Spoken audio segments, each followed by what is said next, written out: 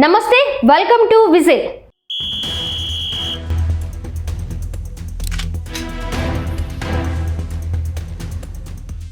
రాజకీయాల్లో కొంతమంది నేతల తీరు చాలా ఇబ్బందిగా ఉంటుంది. రాజకీయాల్లో ఎవరైనా అల్టిమేటం ఒకటే, పదవి మాత్రమే. ఆ పదవి కోసమే పార్టీలు మారుతారు. తెలంగాణ రాజకీయాల్లో ఇప్పుడు ఆ నేత తీరు తీవ్ర విమర్శలకు తావిస్తోంది. ఆయన ఎవరో కాదు, కాంగ్రెస్ పార్టీ సీనియర్ నేత ఎమ్మెల్యే కోమటిరెడ్డి రాజగోపాల్ రెడ్డి. మునుగోడు నియోజకవర్గం నుంచి గెలిచిన రాజగోపాల్ తొలి రోజు టార్గెట్ కాంగ్రెస్ సర్కార్ అన్నట్లుగా విమర్శలు చేస్తున్నారు. వాస్తవానికి మంత్రి పదవి వస్తుందని గంపెడాసలు పెట్టుకున్న రాజగోపాల్ అది రాకపోవడంతో తీవ్ర అసహనానికి గురయ్యారు. మంత్రివర్గ విస్తరణలో తన పేరు తప్పకుండా ఉంటుందని భావించారు. మంత్రి పదవి ఖాయమని అనుచరులకు చెప్పేశారు కూడా. అయితే పదవి రాలేదు. దీంతో రాజగోపాల్లో అసహనం తారాస్థాయికి చేరుకుంది. ఉమ్మడి నల్గొండ జిల్లాకు చెందిన కోమటిరెడ్డి సోదరులు కాంగ్రెస్ పార్టీలో సీనియర్లుగా గుర్తింపు తెచ్చుకున్నారు. పార్టీ అధికారంలో ఉన్నా ప్రతిపక్షంలో ఉన్నా కూడా పార్టీకి కట్టుబడే ఉన్నారు. రాజగోపాల్ రెడ్డి ఎంపీగా ఎమ్మెల్సీగా కూడా వ్యవహరించారు. మధ్యలో ఒక ఏడాది కాలం మాత్రం కాంగ్రెస్ పార్టీకి దూరమయ్యారు. బీజేపీ తరపున మునుగోడులో పోటీ చేసిన రాజగోపాల్ రెడ్డి ఓడిపోయారు. అయితే సరిగ్గా ఎన్నికల ముందు తిరిగి కాంగ్రెస్ పార్టీలో చేరి మళ్లీ మునుగోడు నుంచే పోటీ చేసి గెలిచారు. ఇక్కడే రాజగోపాల్తో కాంగ్రెస్ పార్టీకి తలనొప్పులు మొదలయ్యాయి. తనకు మంత్రి పదవి వస్తుందని రాజగోపాల్ గంపిడాస పెట్టుకున్నారు. కానీ కాంగ్రెస్ పెద్దలు మాత్రం కోమటిరెడ్డి వెంకటరెడ్డికి మంత్రి పదవి ఇచ్చారు. దీంతో రాజగోపాల్ రెడ్డికి ఇచ్చే పరిస్థితి లేదని పరోక్షంగా వెల్లడైంది. ఇప్పటికే ఉమ్మడి నల్గొండ జిల్లాలో వెంకటరెడ్డి, ఉత్తమ్ కుమార్ రెడ్డికి మంత్రి పదవులు వచ్చాయి. ఇక మూడో పదవి ఇచ్చే పరిస్థితి లేదు. పైగా ఒకే కుటుంబంలో 2 మంత్రి పదవులు అసాధ్యం. కాబట్టే రాజగోపాల్ రెడ్డిని పక్కన పెట్టాల్సి వచ్చిందనేది కాంగ్రెస్ పెద్దల మాట. అయితే ఇవేమీ పట్టించుకోని రాజగోపాల్ రెడ్డి తనకు పదవి రాకుండా అడ్డుకున్నది కేవలం సీఎం రేవంత్ రెడ్డి అని భావిస్తున్నారు. సామెత ఒకటి ఉంది కదా, ఓడ దాటే వరకు ఓడమల్లయ్య, ఓడ దాటినాక బోడమల్లయ్య. డిజిటల్ మీడియా విషయంలో కూడా రేవంత్ రెడ్డి గారు మాట్లాడిన మాటలు వింటే నాకు అదే సామెత గుర్తొస్తుంది.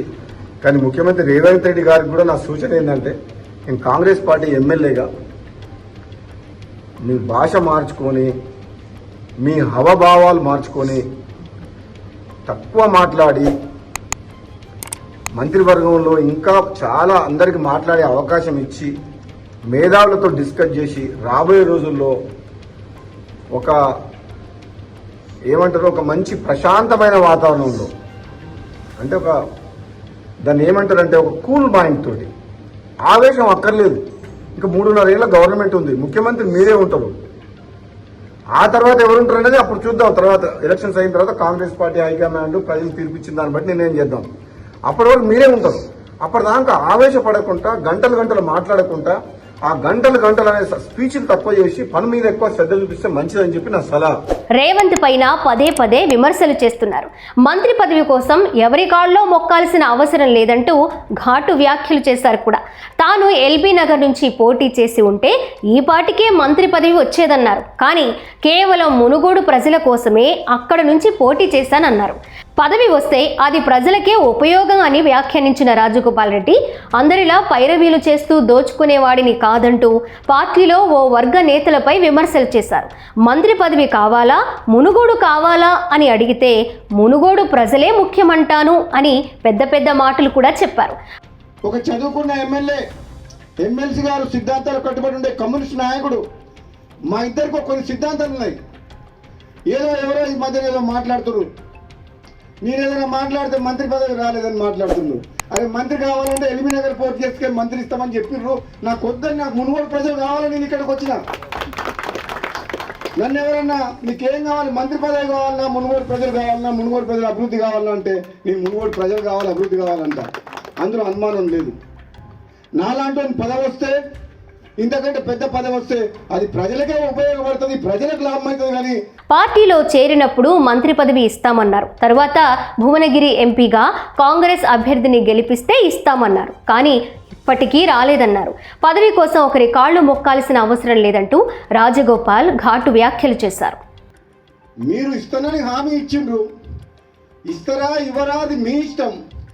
అవకాశం వస్తే ఎప్పుడన్నా నేను కూడా సీనియర్ని కాబట్టి తెలంగాణ ఉద్యమంలో ఉన్నా కాబట్టి నాకంటే జూనియర్లకు నిన్న మొన్న వచ్చిన ఇతర పార్టీ వాళ్ళందరికీ ఇచ్చారు కాబట్టి మీరు ఇచ్చిన మాట నిలబెట్టుకుంటే మీరు ఎంపీ గెలిపించమంటే గెలిపించినాం, పార్టీలకు రమ్మంటే మేము నమ్ముకొని వచ్చినాం.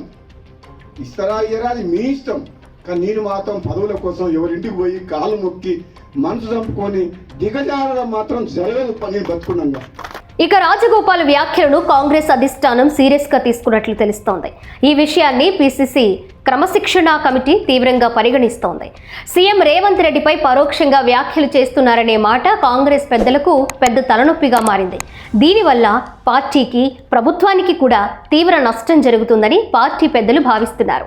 దీనిపై రాజగోపాల్ వివరణ తీసుకున్న క్రమశిక్షణా కమిటీ చైర్మన్ మల్లు రవి పూర్తి నివేదికను టీపీసీసీ చీఫ్ మహేష్ కుమార్ గౌడ్కు అందించనున్నారు. ఇక కోమటిరెడ్డి రాజగోపాల్ రెడ్డి తీరుపై అటు ఢిల్లీ పెద్దలు కూడా గుర్రుగా ఉన్నారనే మాట పార్టీలో బాగా వినిపిస్తోంది. రాజగోపాల్ను కట్టడి చేయకపోతే పార్టీలో ఇతర నేతలు కూడా ఇలా బహిరంగ వ్యాఖ్యలు చేస్తే భారీ నష్టం జరుగుతుందని భావిస్తున్నారు. అందుకే రాజగోపాల్ రెడ్డిపై తీవ్ర చర్యలు తీసుకునే అవకాశం ఉన్నట్లు తెలుస్తోంది.